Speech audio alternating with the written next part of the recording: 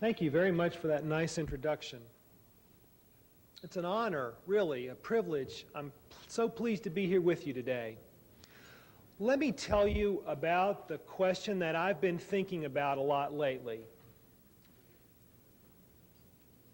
Can we as a society recover and hold in common the moral ideas that make freedom possible? Another way to put it is, can we sustain the moral foundations of the American experiment?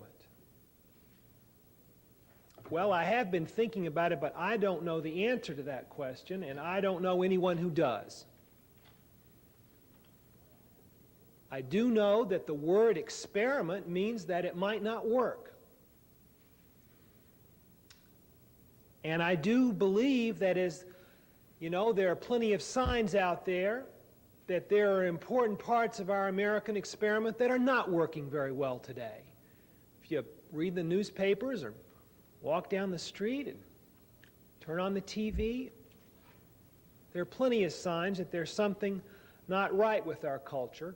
And I want to argue to you today that it has to do with this moral foundation, a set of a moral story, if you will, that makes freedom possible.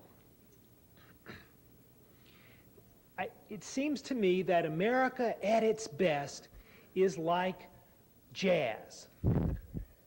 You know, jazz music, a great indigenous form of American music. And what is jazz? Well, jazz on the one hand has a melody, a basic tune. That's a simple tune. It's easy to understand. It has a story. It has a beginning, middle, and an end.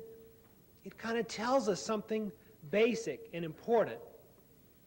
And on the other hand, we have, for the musician, that wonderful freedom of improvisation, the ability to take a simple tune and sort of go this way with it and that way with it, and that interplay between form and freedom, between structure and improvisation, makes for a burst of creativity that in the musically we know and love as jazz.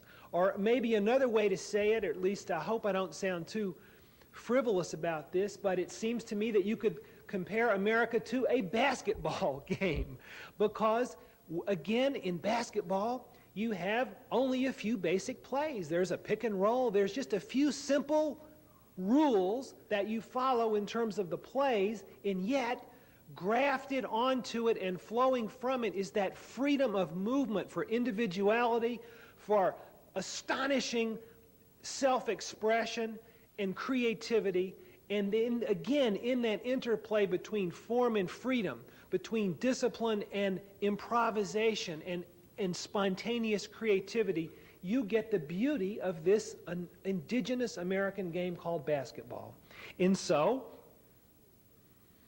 it seems to me that what is happening to us today is that, in a sense, if you want to take the musical analogy, we've kind of drifted so far in the realm of free music and improvisation that we don't have the tune anymore. We don't have the basic structure. We don't have the code, the story anymore that guides us and makes coherent what we do, and it makes genuine improvisation possible. Or to take the basketball analogy, we're just a bunch of guys running around with no plays. And so that's really what I want to take a moment to try to describe to you today, is how you recover the tune, or how you recover the sense of what the plays are, or to put it a little bit more abstractly, is it possible to recover the moral foundations for an experiment in what the founders called ordered liberty? It seems to me that we're at a turning point in the national conversation about our culture, a moment of transition, let me tell you briefly what I think the transition is, as I see it. We have spent the last 10 or 15 years in a debate about family values. How many times have you heard that phrase? What's happening to the family values? I've been a participant in that debate, and I want to tell you today that I think at the level of a debate, I think that conversation, which has occupied us very centrally in our public conversation for at least the last decade and a half, I want to tell you that I think that debate is largely over, and that we're starting a new debate. The central questions of the family values debate were, one, is child well-being in our society declining? Is it getting worse for kids, or is it not? Second question, is the family as a social institution getting weaker? Is it deteriorating? Or is it, as many said, simply changing into something new and different, perhaps better, probably not worse? So is the family getting weaker, or is it simply changing? And you've heard many arguments have been built around this tension. And the third question is, does family structure matter a lot? Everybody will agree that it matters some, but does it matter a lot whether or not children grow up in a two-parent married couple home, or is the family diversity argument true in that it doesn't really matter so much what the structure is as long as children are getting what they need from whatever sources are available to them? This debate, I know many of you out there have been a part of it. I've been a part of it. I think it's over. It's just over. There are a few people left who want to contest this point or that point in their differing degrees of emphasis, and it's a big country, and it's free, and we'll never all agree exactly on every detail. But insofar as there is a rough consensus among opinion leaders today about these matters, the debate's over. Child well-being is declining. It's getting harder to be a child. The family is not simply changing, but as a social institution, it's getting weaker. Family structure matters a lot. The evidence gets greater every year from the scholars. The politicians now repeat it. When Vice President Quayle, who was one of your guests here, said something in 1982 about the TV show Murphy Brown, you remember the enormous brouhaha that emerged. About a month ago, President Clinton, in speaking at the University of Texas, said, and I quote, "The number one social problem in the country today is the growing numbers of children without a father in the home, because that's the problem driving all the others." And when he said that, not many people reacted to it as a controversial statement. It wasn't even widely reported in the media because it's become no longer, there are no longer a lot of people who stand up and say, "How dare you say that? Why, that's wrong, and we all know that something else is going on." No, pretty much across the board, whether it's a Republican or a Democrat, urban, suburban, religious, non-religious, there's a consensus among opinion leaders on this question, and therefore I think that really, to some important degree, what we have called over the past few years the family values debate is over. And it's over because one side won, and it's now fairly convincing. I think what will happen over the next several years as we begin to continue to discuss the family issue will not be a debate over whether or not there's a problem. The debate will be over what, if anything, are we prepared to do about the problem. It's like the guy who goes to the doctor and the doctor says, you know, your cholesterol's too high. And he says, oh, doc, they all say that. It's no big deal. The doctor says, no, you don't understand. This will kill you. Your cholesterol's way too high. And the guy says, well, I'm not so sure about that. And he's in a little denial about this. But finally, the message gets through to the guy that his cholesterol's too high. And then he goes home and he opens the refrigerator and looks at the pizza and the beer, and he has to make a choice.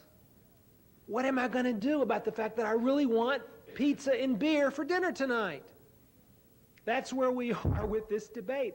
We're no longer going to quibble or argue or commission more studies. Probably we will have more studies because us academics are going to need things to do, but we're not going to have a big debate anymore, I don't think, over whether or not we have a problem on our hands with the deterioration of the family. We're simply going to start asking ourselves, what are we prepared to do about the pizza and beer question? Are we prepared to do something, give up something, in order to make the kind of changes we need? And so, therefore, I think that if we look to the legal and political arena, there's going to be significant discussion this year and next in a number of states about, for example, reforming no-fault divorce laws. In Michigan, there's a lively debate going on right now about repealing the unilateral right to a no-fault divorce in Michigan. And I think other states are going to be picking this up. And in our churches and religious institutions, there already is emerging a very interesting renewal of emphasis upon marriage preparation, marriage enrichment, taking marriage seriously. So you see the shift I'm trying to describe here.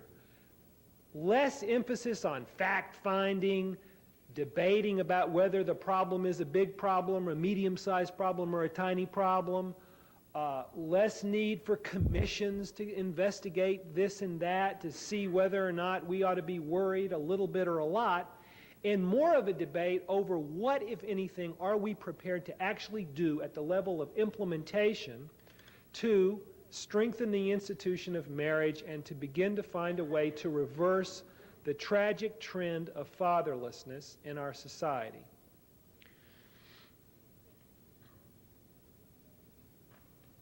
Now, concurrently with that, what I feel is going to happen is a broadening of the cultural debate. I don't think we're going to call it family values. I'm not sure what we're going to call it. Some people are calling it civil society.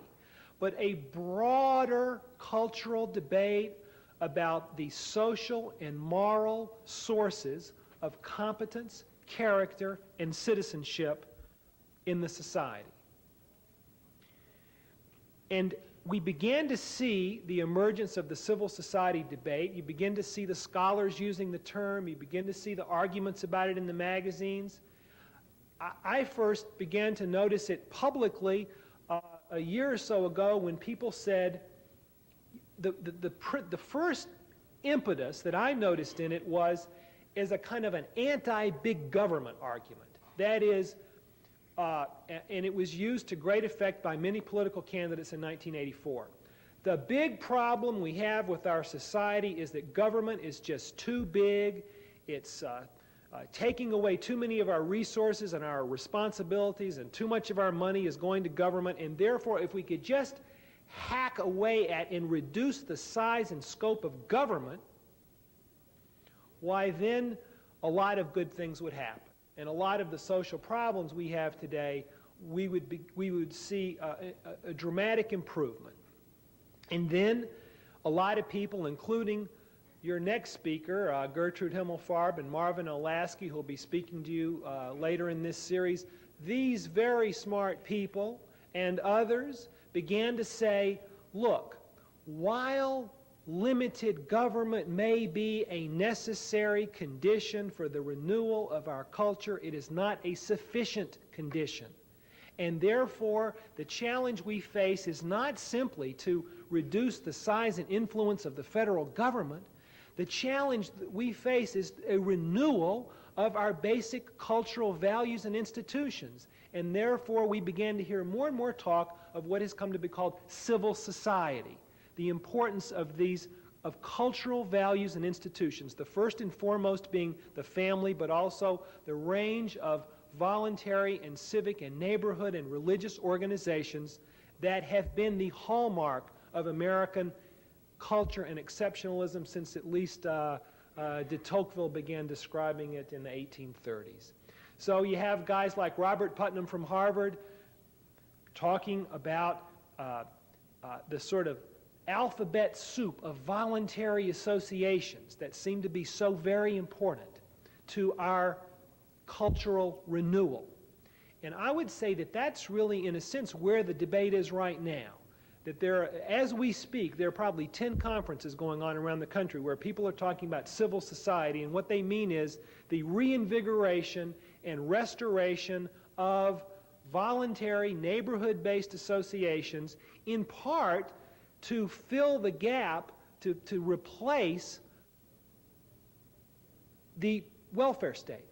So that we're going to look to private organizations, for example, to fight poverty, because we know that the welfare state has been unsuccessful in this effort. So again, it's a sort of a combination of, on the one hand, wanting to shrink government, and on the other hand, wanting to revitalize neighborhood and local institutions in the name of civil society. I think that's where the discussion is sort of right now. And where I think we should go and ought to go is that, civil society, for what? And organized around what ideas? The militias, that's civil society. Neighborhood gangs that break into your home, that's civil society. Those are voluntary associations. Internet pornography is a good example of civil society. You can have good civil society and bad civil society depending on what the purpose of it is, what the ideas behind it are, what it's organized in favor of. If it's the basketball analogy, what's the play? If it's the jazz analogy, what's the tune? The basketball team needs to have a play. The band needs to have a tune.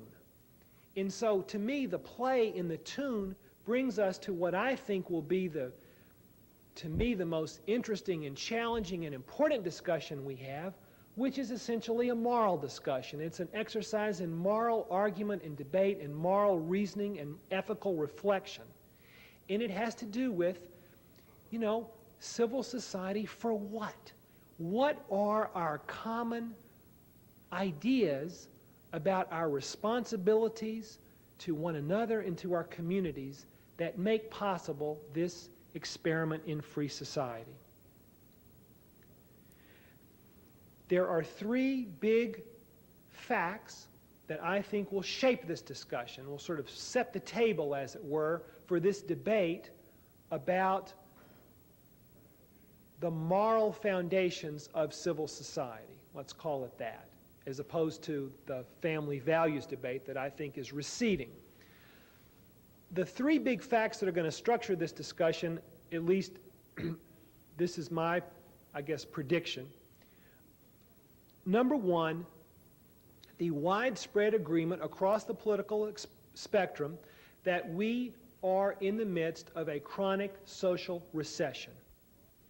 I think that's going to be a given. That's an assumption on which we start.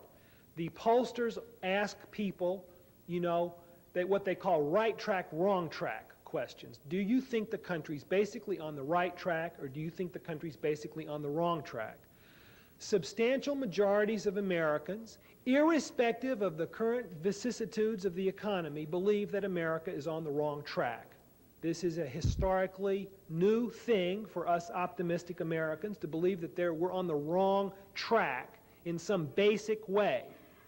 But whether you look at the escalating rates of crime and juvenile delinquency and disorder, or the incidence of child poverty, family breakdown, teen pregnancy, lower educational scores, a general sense of coarsening of our society, a sense of mistrust and lack of recognition of one another as fellow citizens, racial alienation.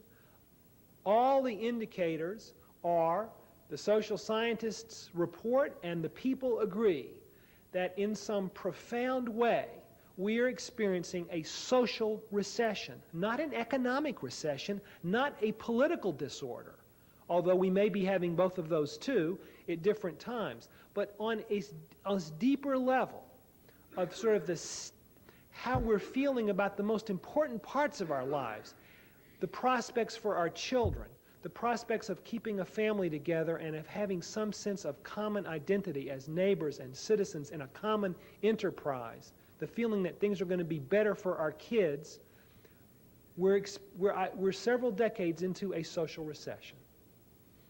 The second, and I don't think there's that much debate about this, whereas I think a decade ago there would have been a lot of debate about that thesis. The second big fact is that we are less and less likely to look to great deeds of the federal government to reverse the social recession.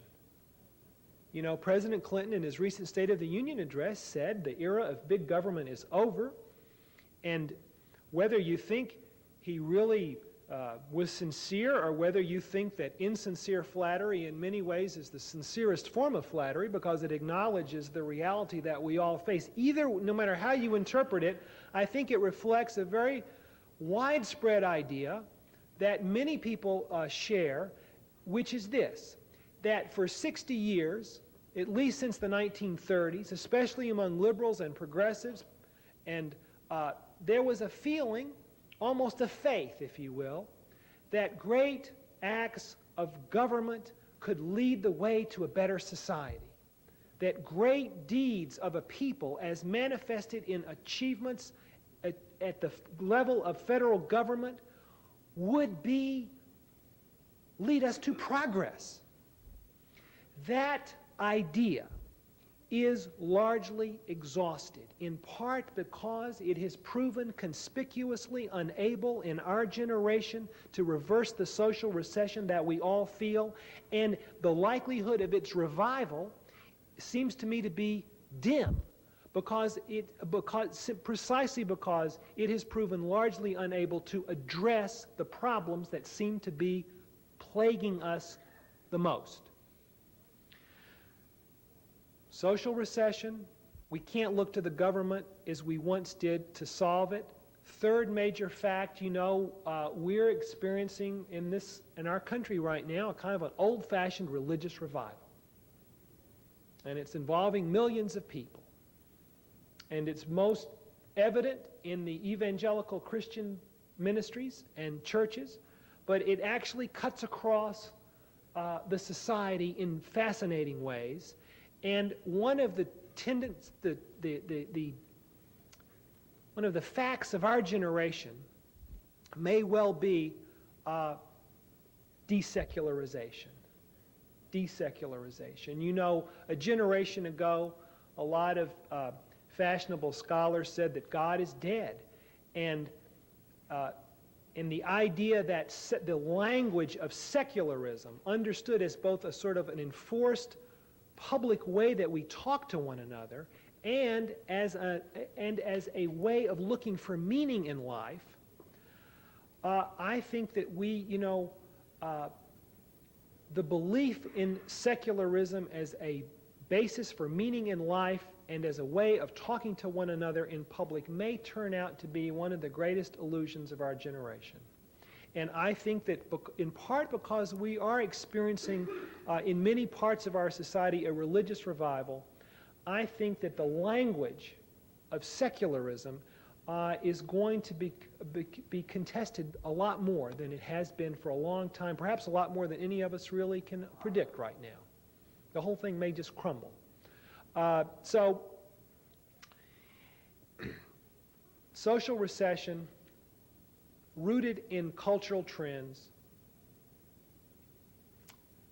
low expectations about the capacity of federal government to solve this social recession, and the possibility, at least, of some type of new moral energy based on religious revival, at least among important segments of the population. I think these are the dominant facts. Facts, not, I think these are empirically measurable phenomena that will structure our debate in the next 5 or 10 years over the renewal of civil society, the renewal of the moral foundations for a free society.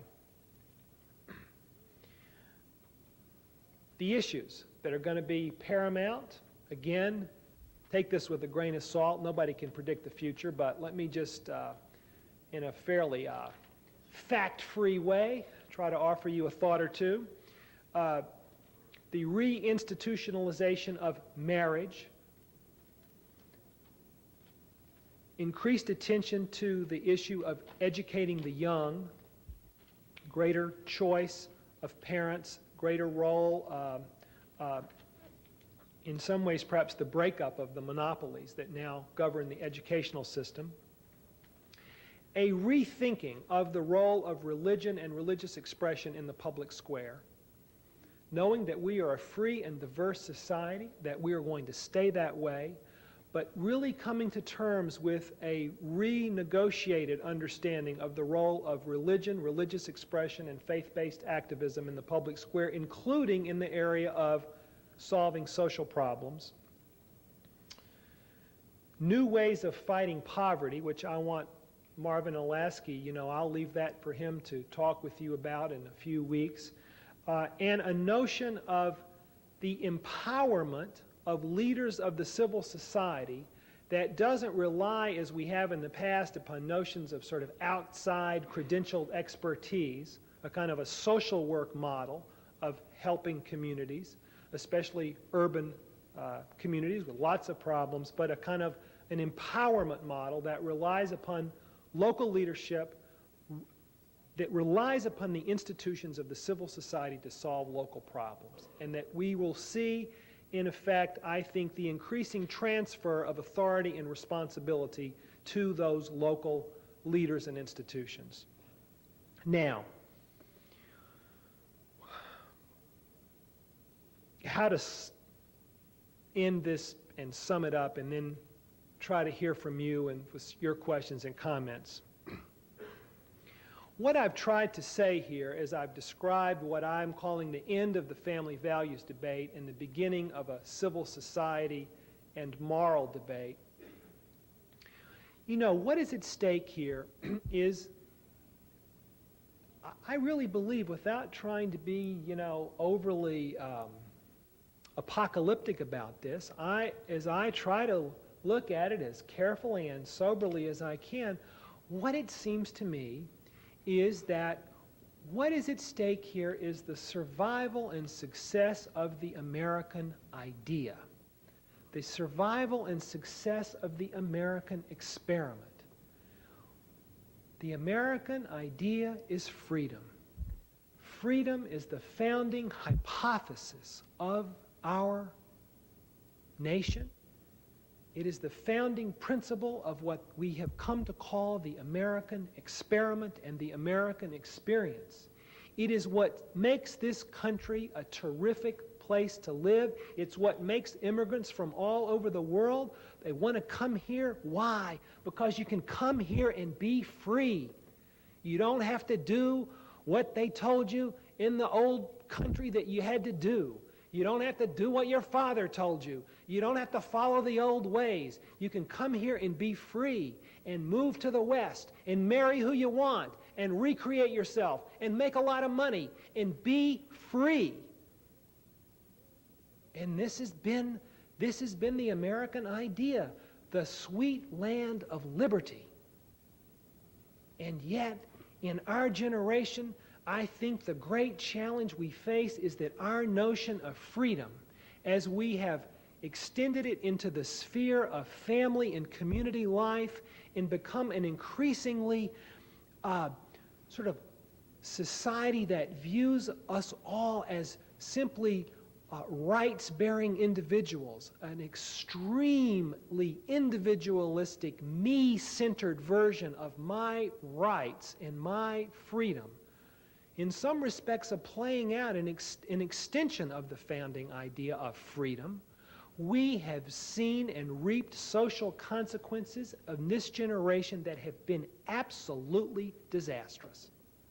And so I don't mean to put it too starkly, and I don't mean to suggest that there's not an awful lot of reason for pride and optimism and a sense that we can correct the problems that we're now experiencing. But I really believe that as we struggle for what Professor Himmelfarb will call remoralization of the civil society, as we struggle to recover the play for the team, as we struggle to recover the tune for the band, as we struggle to recover a shared moral narrative by which we can recognize one another as having something in common and believing something in common, and is the only basis for freedom, because as we are finding out, freedom doesn't come from nowhere. Freedom must be based in something, and that something must be a set of cultural institutions and cultural values that alert us to our obligations to others, particularly those closest to us, but extending in wider spheres, that the balancing of our understanding of freedom and our precious inheritance of freedom with a notion of obligation to others and a sense of a shared moral understanding of what that means is the great challenge of our generation. And so this precious inheritance that the founders struggled for and that was given to us by our mothers and fathers and our grandmothers and grandfathers, perhaps we've treated it too much as a birthright and not enough recognizing that it is an inheritance, yes, but it is a fragile and perishable cultural achievement that we are in danger of losing in this generation unless we as a society, in a serious, compassionate, inclusive way, can have a very important conversation together about what are the moral and ethical foundations of a free society, beginning with the reconstitution of the family system, more children growing up in stable, married, couple, two-parent homes, but also extending into the other issues that are now on the table: education, the role of religious institutions and religious leaders, our responsibility to those among us who are poor, a wider cultural discussion about the tune, the play, what is the moral foundation of a free society. So let me stop there. Thank you for your kind attention to this. You'll be discussing this more in weeks to come, and perhaps this is a way to not conclude with an answer, but to open with a question. And I'd like to hear from you now. Thank you.